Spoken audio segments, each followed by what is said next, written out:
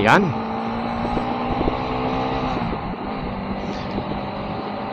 Good morning, good morning. Ayan, welcome back dito sa ating YouTube channel.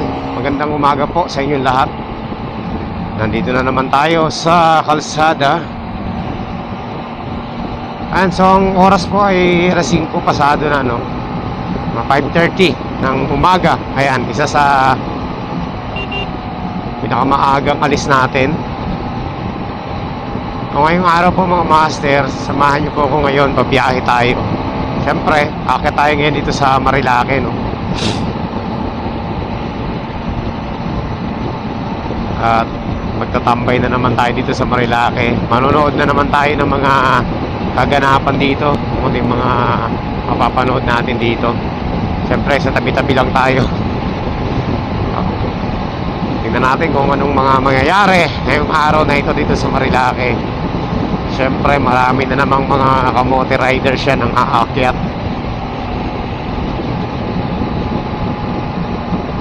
As usual, gagawa na naman sila ng mga kanilang mga exhibition dyan, pabalik-balik. Ganun na naman yung mga gagawin ng mga yan. Walang kasawaan maghapon.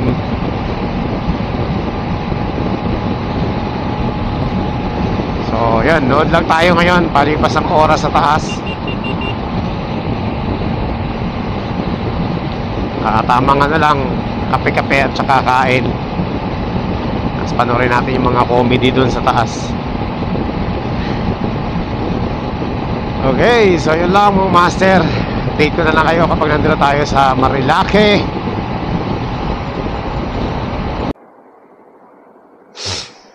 Hello. Good morning. Good morning. Good morning. Good morning. Good morning. Ayan, nandito po tayo ngayon sa Boso-Boso. Tayo po ay aakyat ng Marilake ngayong araw na ito. Sunday, mga master. Siyempre, araw na naman ng mga ng mga riders. Halo-halo na yung mga riders dito. Meron mga chill ride, meron mga group rides, meron mga solo rides, tropa rides. At syempre hindi mawawala dito sa Marilake yung kamote riders. Ayan. So punta na tayo. Ingat lang tayo, baka may matulin. So ayan, halo-halo na yan mga master. Couple rides. Ayan. So mukhang nag-akyata na yung iba. So manunod tayo mga master ng mga ngayon dito sa taas. Diretso na tayo sa may Manukan. Doon na tayo mag-aalmusal.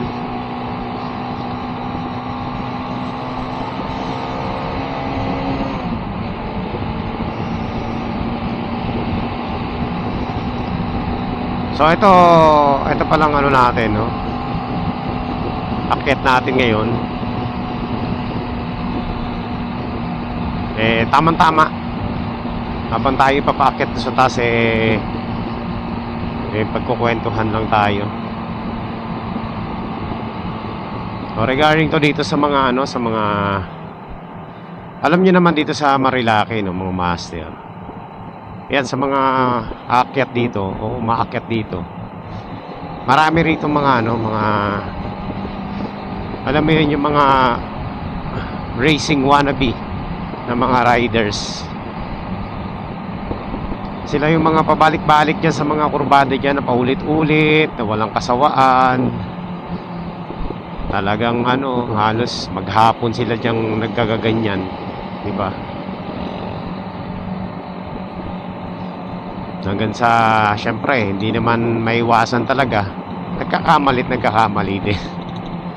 Normal yan eh. Pag talagang ang isang bagay piniperfect mo, magkakamali ka talaga. Kahit nga perfecto mo na yan, magkakamali ka pa rin yan eh. Diba? So dumarating yung time na ayan, nakakadisgrasya sila. Minsan sumisemplang sila, diba? Ulit-ulit.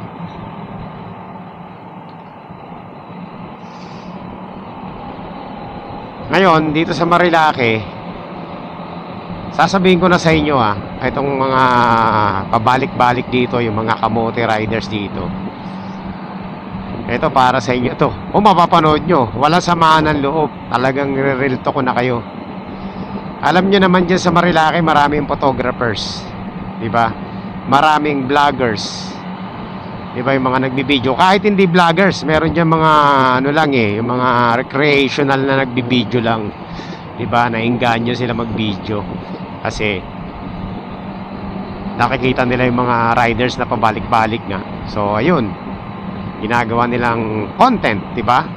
Totoo naman Huwag na tayong maganuhan dyan. Talaga. Ang mga vloggers dyan, ang content, ano ba ang content? Ayan, yung mga ginagawa nyo, yung pabalik-balik. Diba? Yan ang content ng mga ano dyan yung mga nagsasemplangan, diba? Content yan ng mga ng mga content creators, mga vloggers.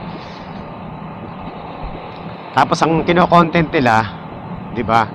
Yung mga dito, yung mga kamote, diba? Kamote riders. Eto itabi natin yung content creator. Dito tayo sa kamote rider. Kasi mga master, ito ang cause ng disgrasya dito, yung mga pabalik-balik diba? Alam nyo na delikado dito sa lugar na to. Actually, hindi delikado. Hindi naman delikadong Marilake Walang delikadong kalsada, mga master. Ang delikado, yung gumagamit ng kalsada. Kagaya nitong mga pabalik-balik. Kaya sinasabi nung iba, napakadelikado rito sa Marilake. Dahil dito sa mga kamote rider na pabalik-balik. Linggo-linggo, halos weekdays, nandyan na rin. Dati weekend lang, ngayon pati weekdays meron na mga pabalik-balik. Ano bang ginagawa nila dyan? May nagpa-practice nga sila ng mga kanilang mga banking skills. Kasi gusto nilang maging sikat, gusto nilang gumaling, diba? Yan naman ang nila, habol nila dyan Gusto nila magpa-impress sa mga social media. Kasi may kanya-kanya rin yan May mga kanya-kanyang page din yung mga kamote na yan So yan, hindi mo may tatago yan, talagang nandyan yan. Ngayon, dumarating yung time, kagaya nga nasabi ko, kumakalat, nakakadisgrasya, diba? Mabibidyohan ngayon. Diyan na papasok ngayon yung mga vloggers. Mabibidyohan siya ngayon, diba? Kasi sino ba naman ang hindi makakabidyo? Napakaraming camera dyan sa Marilake. So ano mangyayari? Mapopost siya ngayon sa social media, diba? Totoo yun. Walang halong yan, pagtatakip. Talagang yan, mapopost ka talaga dyan kapag pumalat ka dyan. Ngayon, ito yung siste dyan, mga master. Ito mga kamote riders na to, ang tatapang. Totoo. Yun sila na yung nag-broke ng, alam mo yun, rules. Paano yung rules? Yan, yung sa kalsada, diba? Bawal yan ginagawa nila. Yung nag-road racing. May mga illegal na ginagawa sa kalsada. Sila pa yung galit, di ba?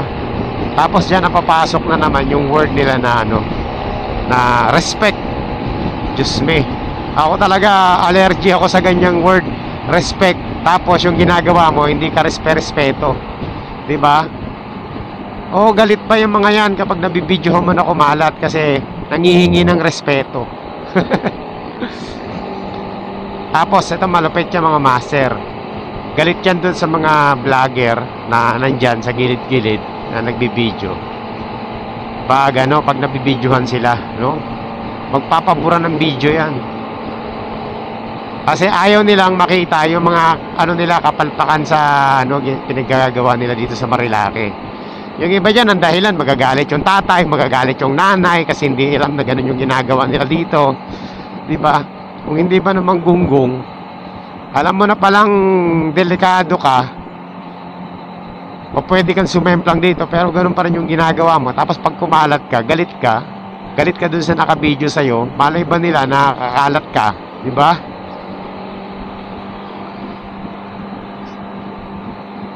Galit yan, mga master. Ano ko na yan?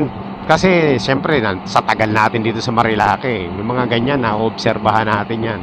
Galit yan, mga master. Galit na galit yan pag nabibidyohan sila na ganun yung nasa state sila na ganun. Nasa state sila na kahihiyan. Although sinabi natin, di ba, siyempre, wala naman tayong karapatan ipahiya yung tao. Pero hindi naman sadya ng vlogger na makukunan siya na kumakalat dyan. Siya may gusto niyan eh. Alam niyo kung bakit ko sinabing siya may gusto niyan na siya yung kumalat. I mean, paano ko ba ita-term to?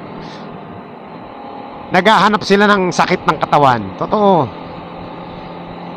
Kasi kung hindi ka ba naman kulang sa pag-iisip, o wala ka ba naman sa matinong pag-iisip, ikaw ba naman maghapon kang pabalik-balik dyan? Di ba? Wala ka naman papapala dito.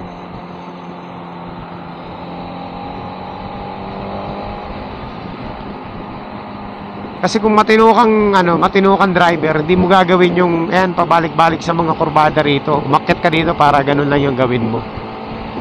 'Di ba? Magpabalik-balik. Tapos, pag kumalat ka, hihingi ka ng respeto.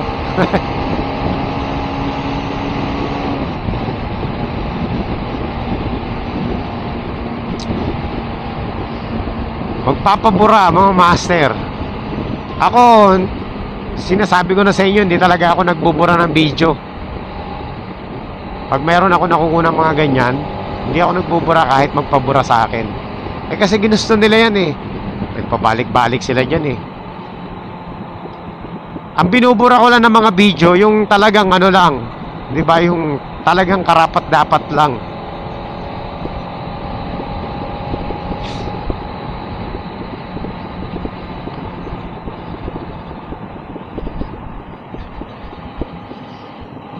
Yung gusto mong magpasikat, pag magaganda yung kuha nyo, pag magaganda yung kuha, proud na proud, sinishare mo pa sa social media mo, di ba?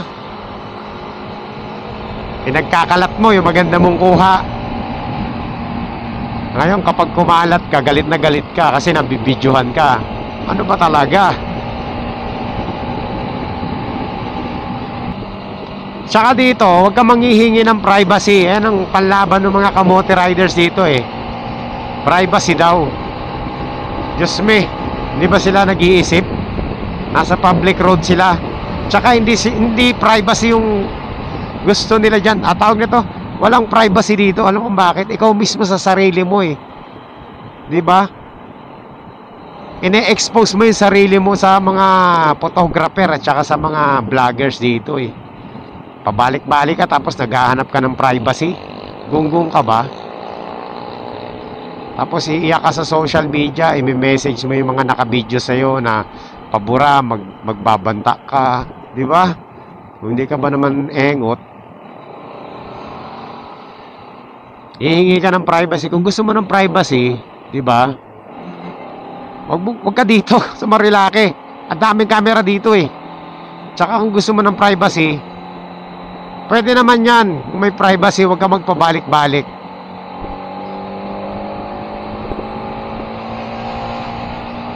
Gusto mo pala ng privacy pero naghahanap ka ng atensyon. Sa anong point? Privacy tapos pabalik-balik ka sa harap ng may video. Sa harap ng mga vlogger, nagpapasikat ka. Tapos pag sumemplang ka, manghihingi ka ng privacy. Respect. Diyos me. Ang liit ng utak eh. O yan, ako, yung sinabi ko, real talk lang naman yan. Magalit na kayo sa akin. Kung magagalit kayo, wala akong pakialam. Kung nasasaktan kayo dyan sa sinasabi ko, ibig sabihin nun totoo. Ngayon, yung sinasabi ng mga bashers dyan, na pinagkakakitaan ng mga vloggers, yung mga kamote riders dito, totoo. Hindi naman bago yan eh. Natural kikita yan, vlogger yan eh. Lalo na kung monetize yan. Kikita talaga yan. Totoo naman yung pinagkakakitaan yun ng content nila. Ano magagawa mo? May magagawa ka ba dyan? Pwede mo ba silang pigilan kung yung content nila yun ang content nila? Hindi ka nga nila pinipigilan sa pangangamote mo eh. Kasi nagagalit ka eh kapag nasabihan ka eh. Diba? Feeling mo malakas ka na. Diba? Feeling mo untouchable ka na kasi magaling ka bumengking. Ganyan naman dito sa Marilake. Yung mga pabalik-balik dyan, mga feeling 5 star, gusto nila sikat sila, di ba? Ay nako. Siyempre yung mga yung mga vlogger na umakyat yan dito sa taas, totoo na yan, walang walang halong pagtatakip to. Umakyat to dito sa taas para mag-content. Totoo yun, mga master. Tapos pag naka-content yung mga yan, pabubura mo, gunggong ka ba? Yun nga yung content nila, gusto mo alisin. Alam mo, kung ayaw mo mapasama sa content ng mga vlogger dito, di ba? Napaka-basic lang ang gagawin mo. Manahimik ka sa isang tabi, huwag ka mag-racing. Yun lang. Para hindi ka kumalat. Kasi alam mo naman sa sarili mo na yun ang content nila eh. Tapos ganun pa rin yung gagawin mo. Minsan yung iba, talagang sinasadya nila na magpabalik-balik sa harap ng mga vloggers kasi gusto nilang patunayan dun sa mga vlogger na hindi sila kakalat, na malakas sila. Kaso pag nagkakamali, sumemplang, yun na, galit na galit. Maghahanap na masisisi ngayon. Sisisihin yung mga camera, kung ano-ano na lang. Pero hindi nila sinisisi yung sarili nila sa ginagawa nila.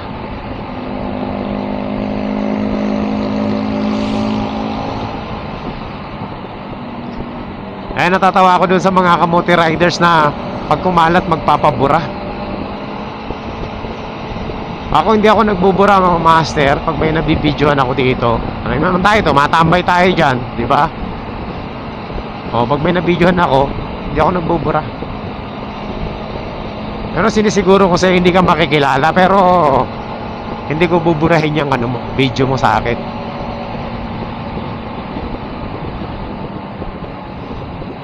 Kaya dun sa mga kamote riders dyan, dito sa Marilake, gamit kayo ng konting utak, mga master. Kung galit kayo dyan sa mga vlogger na dyan sa tabi-tabi, napakasimple lang ng dapat nyong gawin. Huwag nyo sila bigyan ng content. Yun lang.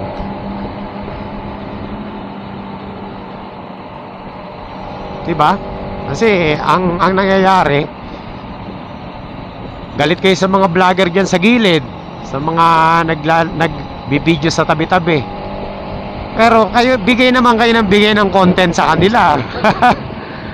Adi, wag yung bigyan ng content. Paano nyo ba gagawin yun? Di wag kayo kumalat. Galingin nyo sa mag-banking. Kaso lang, kahit na magaling kayo mag-banking, mako-content pa rin kayo ng mga yan. Diba?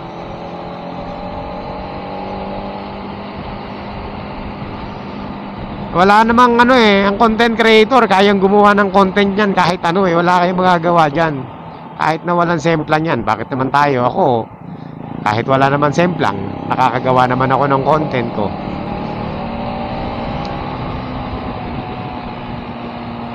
Itong ginawa natin, hindi ba to content? Di ba? Healthy conversation, mapag-uusapan tayong maayos. Overshoot si Kuya.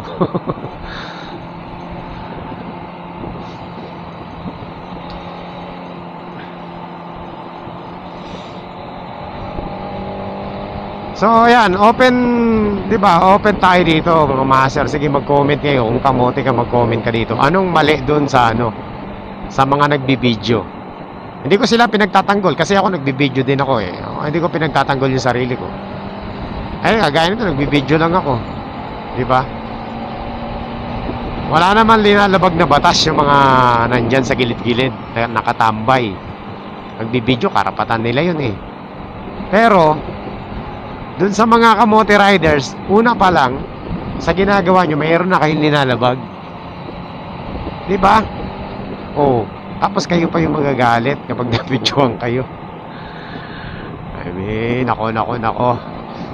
Alam mo, ang hirap makipag-usap. Mahirap din talaga. Kaya ako, mga master, pagdating sa comment section, hindi ako nakikipagtalo dyan. Kasi alam ko yan, yung mga nandyan sa comment section, mga kamote, ipipilit nila yung ano nila, yung gusto nila, no?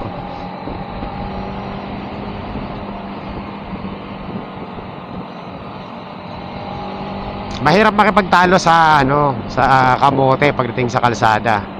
Kasi ang ano niyan, ang utak niyan mga master, yung maprotektahan lang yung kanilang ginagawa. Eh kahit na alam na nilang bawal na yung ginagawa nila, tuloy pa rin, di ba? Public road racing, sino pa nagsabing legal yan?